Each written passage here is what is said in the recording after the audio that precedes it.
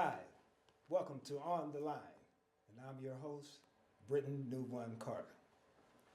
Before we get into our show, let me remind you as to how to follow us. You can follow us on Facebook and Twitter at Watch On the Line TV show. You can also follow us tonight on Twitter at hashtag Watch On the Line. Tonight, we have with us a very, very special guest. Again, all my guests are special, but this one is actually very unique. We go back some 3 years or so ago when I first met this guest. Met her, we were both working for different agencies, and we had an opportunity to have lunch and talk over some business dealings that we were presenting to both of our agencies. This lady is fantastic. She's an entrepreneur. She's a civic-minded person. She's a leader in our community. Welcome, Rosemary Oglesby. Well, hello. Thank you for the introduction. You're welcome. Thank you for being here. Oh, well, thank you. Thank you. So listen, let's just jump right in because, our topic tonight, deals with something very close to my heart. And, my kids, these babies are very close to my heart. And you're taking the bull by the horn, so to speak, and you're kind of carving out a path for our youth. So why don't you talk about exactly what do you do and what is Rosemary's Babies? Well, I am the CEO and founder of Rosemary's Babies Company, and we are a teen parent and family support organization. And I say teen parent because we don't focus on teen pregnancy. We focus on the actual teen parent, providing them life skills, education, financial support, because they are the population that it goes unnoticed and they rarely get the support. We focus on prevention a lot of times, but nothing or no one that deals with what happens to the teen parent after they have their baby. Right. And so Rosemary's Babies wanted to do that. Great, great. How did this come about? I know that, we were talking before the show, and I know that you have children of your own. Can you tell us, how did you give birth to this project? Well, how did I give birth to the project? I gave birth to a baby when I was 17. I was 16 when I had when I got pregnant, and I was like, oh my God, what am I gonna do? And the struggle is real when you're a teen parent, especially when you're independent. You're trying to navigate this transition almost overnight from being a child to being an adult.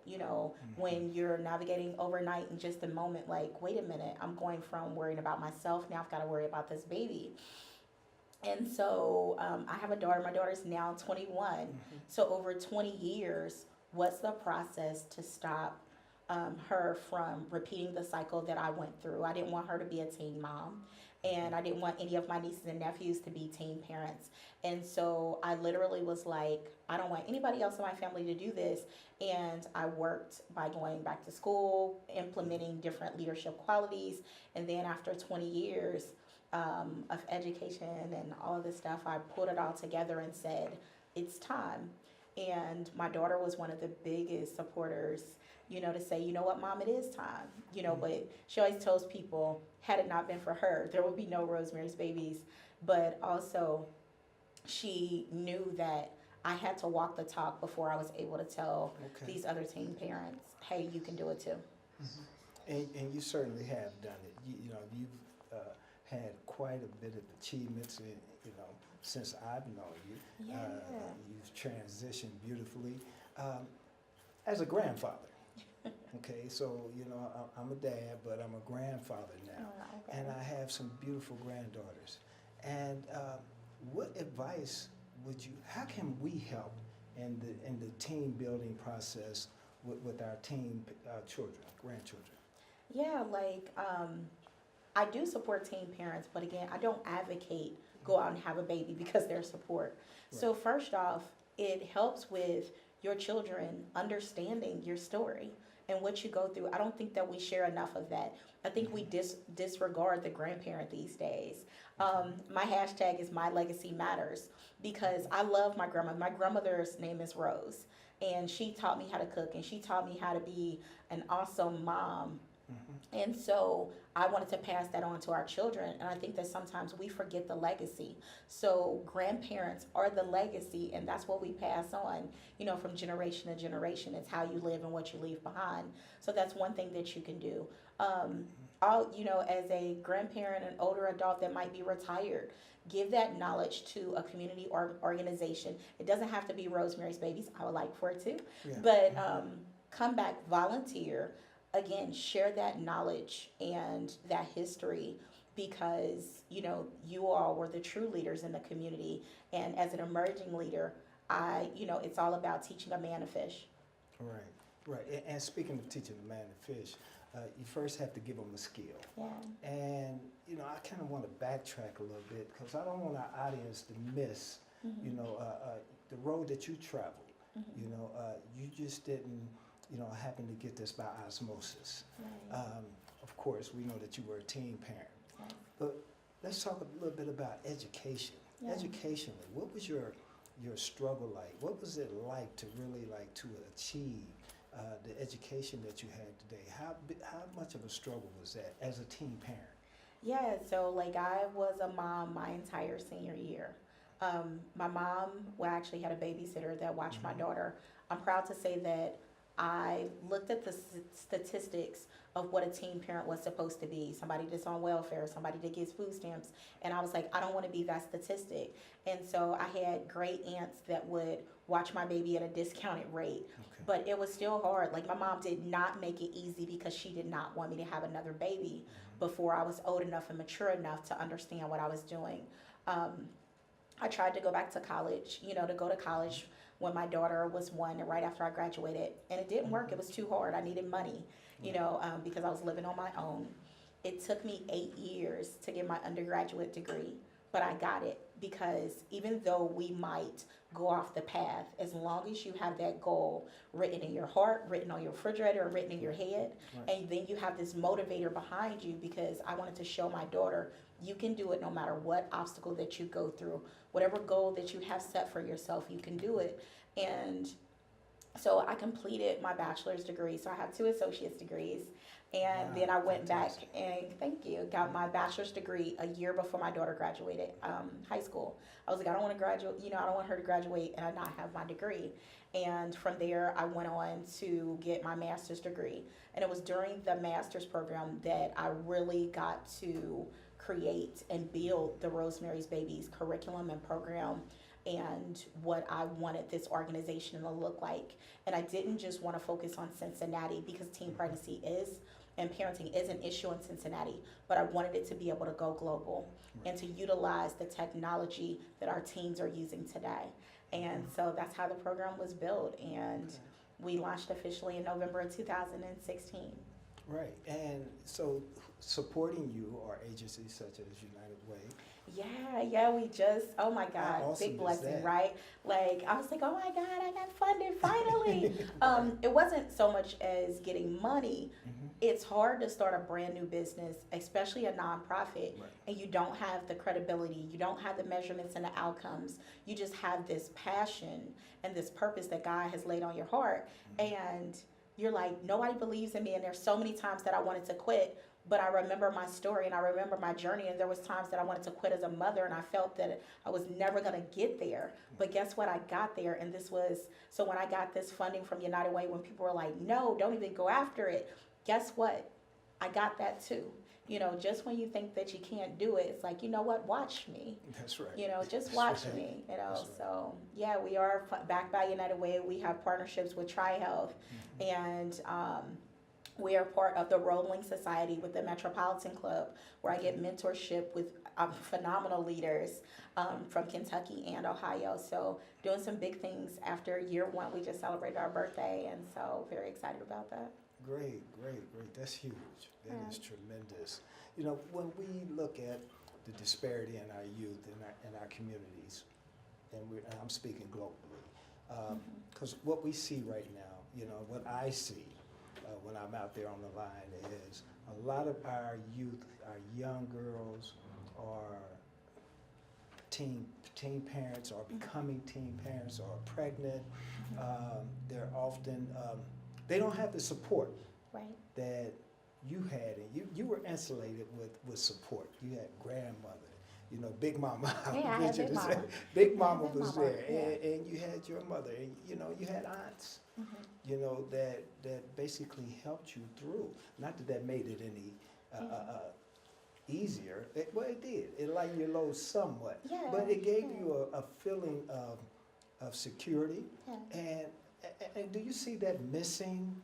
You know, that type of environment, is that missing in our environment with our youth? I think that it is because you know the social media circle. The back in the day, it was kind of like more. It takes a village, and now we all are individualized, and we want to be pioneers of our own fate. Right. And so along the way and along my journey, I've learned that I couldn't be so prideful that I couldn't ask for help and I couldn't accept help. You know, so I couldn't be so much as, so when I would go through a situation, it's about asking for that help too. Because what I've learned now in our community, you have to ask because a lot of times people aren't offering. You know, back then somebody would see that. I remember my first job, I had to work, and it was at the post office. I worked there for 15 years. But I remember having to work that 3 weeks in a hole, and I would sit in the break room Wow. starving, you know, because I didn't have anything to eat or whatever, because I had to work that 3 weeks in a hole. And different people will walk up and be like, "Hey, girl, let me get you something to eat. I know you're hungry," but you know, having to.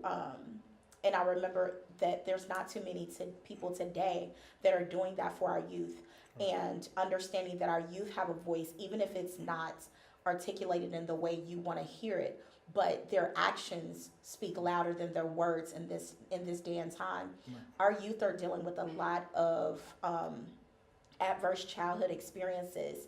You know, they've been raped, they've seen murders, they are living a life of economic disadvantage and what we call poverty. And so they're saying things that I didn't see and that I really can't in any circumstances we might not be able to understand. So we have to take all of that into account, that our kids are hurting on so many levels, and we've got to talk to them, even if it's just walking past them and telling them everything's going to be okay. Right, that's beautiful. And you do see it, and so Yeah. you are in touch with it, you know. So when we're seeing our youth out there, what's the draw? How do you approach them? Give me a situation. How do you approach a young girl out there? A lot of times, like, I think I'm cool. I think I'm pretty awesome. And Okay. so a lot of times, you know, I do a lot of speaking to youth, and I just kind of walk in a room because I have a 16-year-old son, Right. you know, like, "Hey, what's up? You know, what's up?" I don't necessarily talk like them, but I am relatable to them because when they walk in, they do see the suit. They do see this lady that has all of these degrees and all of these accolades, Right. but I immediately let them know that I came from where you were. And I'm not ashamed of my journey, and I'm not ashamed of my story. And so to walk up to a girl that I see with a baby and say, "Hey, I remember when I was a teen mom too." Or when I see a young man that likes a girl or is going through the struggle, "Hey, I got a son that acts just like you." You know, so that's how you start the connection. And a lot of times they're not going to walk up to me, but I'll definitely walk up to them, even if it's just like, "Hey, give me a fist bump." That's "Yeah, right. you got it." You know, so it's that simple. You Right. just it has to be intentional. Right. And you know, and working out in the community, I find myself that, you know, that closeness, just that personalizing, they want to be validated. Yes. They want to be validated. So tell me, what other organizations are actually involved with you? How can we, I know that you're going to be speaking somewhere pretty soon. How can we find you, and, you know, and what other organizations are involved? Oh, that's like a triple question. So, It is. we partner. We strategically partner with organizations that can support our program. So, any person that wants to volunteer, we use confidants, which are mentors for our program, to help us with one-on-one help. We also partner with organizations that we want to focus on our program, which is the Leadership and Legacy program, and we use other organizations to help with that work to teach. Professional preparedness, and someone that helps us with informed trauma, trauma-informed care. Exactly. So we do that within our program. Anybody can reach us 24/7 because we are not only in person service, but we also do everything virtual. So we are on every social media platform, 24 hours a day. They can reach us. And if you want to see me, we're having a fundraiser April the 1st, Easter Sunday. Yes, I know. That's Bring right. the family, That's but right. bring the family. We got food, we got entertainment. You know, we're bringing in international and national recording artists. And that's how we, you know, we're a 501c3. And so that's how we get awareness out there. We build community. And two, you know, that's how we, you know, we can stay sustainable so that we are here for the long haul, because Rosemary's Babies plans on being here for the long haul. It's going to be here. Let me ask you, and let me just back up. I heard something interesting, and you talked about trauma. Yes. Very, very interesting, because we're talking now about trauma in the community when we talk about in terms of violence, shootings and whatnot. Trauma affects our youth, and it's not necessarily through gun violence. Right. Can you speak to that a little bit more in depth? Yeah, well, being a teen parent is trauma. You know, your life ultimately is changed overnight. That's trauma. You know, having a baby, you know, you carried a baby, you had a baby, you experience relationship issues. And a lot of times there are things that lead up to you having sex and looking for love at such a young age when these mothers are 13, 14, and 15. So there's trauma there. We actually do 3 types of trauma-informed care. The first is behavior modification. Okay. We do not want first-time teen parents to become second-time teen parents. The second is mental health, because a lot of times there's mental health issues, so they don't have an understanding. And the third is actual trauma-informed trauma care and trauma counseling for those that have been impacted by sexual assault and rape and molestation. So we focus on all of those. Fantastic, fantastic. May I ask you, have you done any work with Dr. Victor Garcia? No. Are you familiar with Dr. Garcia? No. He's one of the leaders in the trauma field. And I would venture to say that you should connect with Dr. Garcia. Okay, As a well, I matter will of be fact, waiting on your introduction for me. Absolutely, absolutely. As a matter of fact, we're going to have a segment with Ali Rashid, Dr. Victor Garcia, and I'd like to invite you to join us. Absolutely. Because I think that it's important that we really understand what our teen mothers go through, you know, and also, you know, on the same note, the teen fathers. Yes, we work with both. That's why we're very specific with teen parents, because the father is oftentimes ignored. And a teen father goes through trauma too. You know, finding out that they're going to be a dad at 12 or 13. What does my future look like? Oh my God, I know so many men that are on child support. What if I can't get a job? So there's a lot that goes along with that too. And so we want to make sure that they're not ignored, that they understand that their rights, so that they don't get caught up in a system of, you know, a cycle that could be very negative on their lives. So we want to be able to support them and their families as well. Absolutely. They absolutely need that leadership.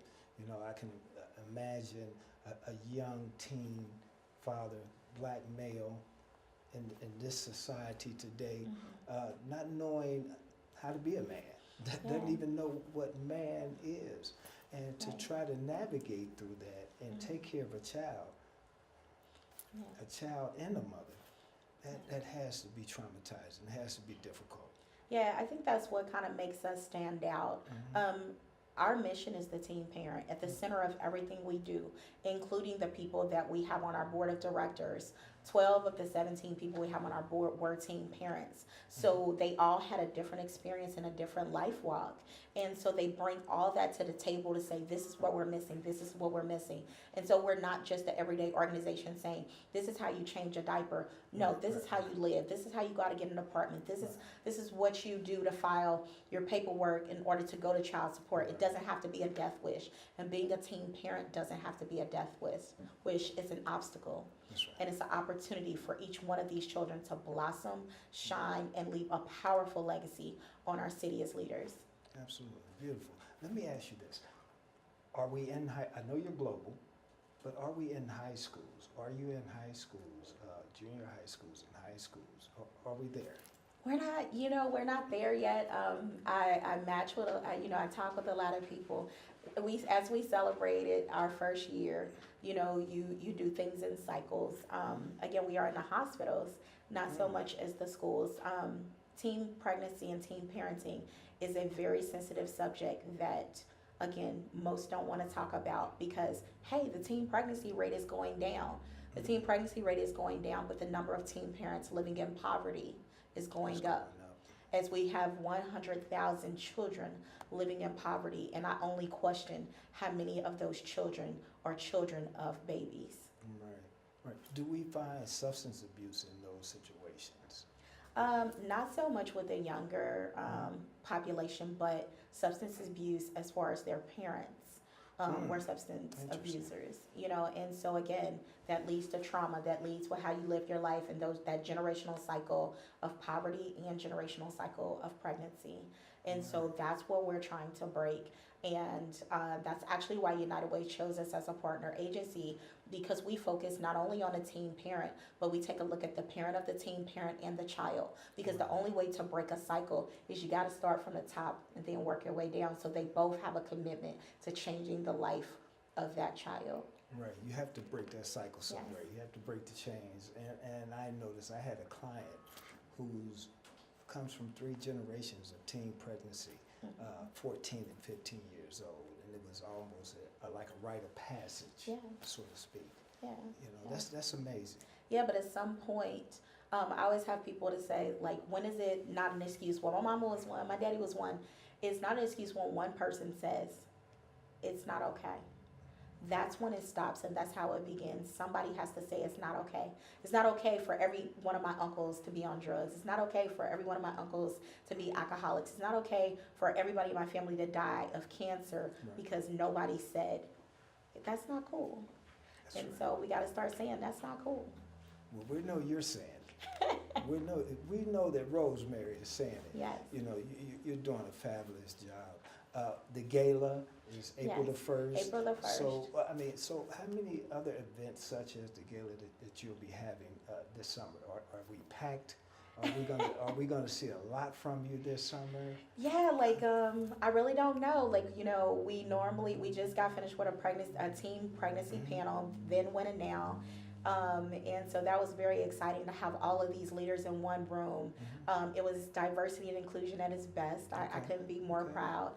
And so right now we're just kind of focusing on that, the Legends Showcase, that's what it's called, the Legends Showcase, and trying to find people to enroll into our program and build our program and build our base. So can people such as myself, can I connect with you? Is there mentorship opportunities for someone like myself? What can I do? You can volunteer. You can share our information. You can donate. I know I can donate. You can donate. You can always donate. Like, hey, if you can't do anything else, you can donate. You can donate. Yeah, you can donate your time. You can donate $1. Right. And so anybody can reach us through rosemarysbabies.co, or they can call 513-813-TEEN and reach out to us again, or they can reach out to us through social media. It doesn't matter if you donate 30 minutes of your time or if you can donate more than that. It's giving back in a major way, and all of it helps to contribute to our growth and to our sustainability. Great. We got 5 minutes, and I kind of want to pick your brain. Pick me, go. Pick me, go. Yeah. Okay, so what would we have to do to really make an impact in our community? In terms of putting a dent in most of the violence that's going on with our youth. Do you have an opinion on that? What can we do to make a dent? I think that we need to go back to old school. Okay. Again, it takes a village. If you see a child doing something that's not right, don't be scared of that child. Don't be scared to say something, because there used to be a lot more respect in our communities. I can walk in a room right now and my aunt and uncle, I'm like, hey, auntie, That's right. But now teens and kids, they call you by your first names. There's a lack of respect because we've allowed government and organizations to say what we can't do as a parent. When your child turns 13, you know what, that doesn't make them an adult. And a lot of times you'll hear, let them fall, let them fail, let them figure it out. Well, guess what? That's a time where we need to wrap our arms around our children tighter. We need to get closer to them. And as a community, if you see these babies on the street, don't just walk by them, because they're probably going through something and there's a reason that they're there. Right. And so we need to take back our community. The government can't do it. Social services can't do it on their own. And the churches aren't stepping up to do it either. So as people and individuals, it just takes one person. And if each person took accountability for one other person, Right. that will bring about change. You're absolutely right. I agree with you wholeheartedly, because I've been hearing this word emancipate. Yeah. You know, when we talk about our youth, and when a parent can't handle their youth, their children, they talk about emancipation. What is that? What is that about? You know, How there's do you- actually no emancipation in Cincinnati. Back in the day, my dad used to be like, emancipate, you better do some corporal punishment or something. Right. Like, my dad was military. But no, there's no emancipation, and I think the policy needs to change too. So when, you know, a lot of these youth are homeless, you know, a lot of teen parents get put out because their parents are so upset. And I would love to be the advocate to change the policy where if you put your child on the street, you are endangering the life of your child and your grandbaby. You deserve to be Absolutely. prosecuted. It's Absolutely. a baby, not a death wish. Absolutely. Yeah. There should be a charge for that. Write it up. I'll sign the petition. Let's get it on a ballot. Yeah. Let's get it legislated. Let's do that. I Yeah. agree. I fully agree with you. Yeah. Listen, we've got about a minute or so. Yes. How can we follow you? You can follow me again on any social media platform, rosemarysbabies.co. You can call us at 513-813-TEEN. We are on Facebook, Twitter, Instagram, Snapchat, LinkedIn. Connect with me in any way. You can text me too. I'm probably one of the most accessible people in Cincinnati right now. And if you can't remember the name Rosemary's Babies, Google Teen Parent or just Rosemary, and I should pop up somewhere on Google, because we're on Google Plus too. So I venture to say you won't forget this remarkable young lady. This is Rosemary Oglesby.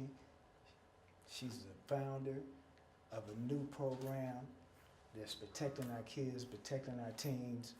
Support her, follow her. It's been a pleasure having you here. yeah, Come back and see us again. thank you so much. Like, I'm a fist bump. Yeah, I'm Britton New One Carter, and this has been On the Line. Peace. Love somebody.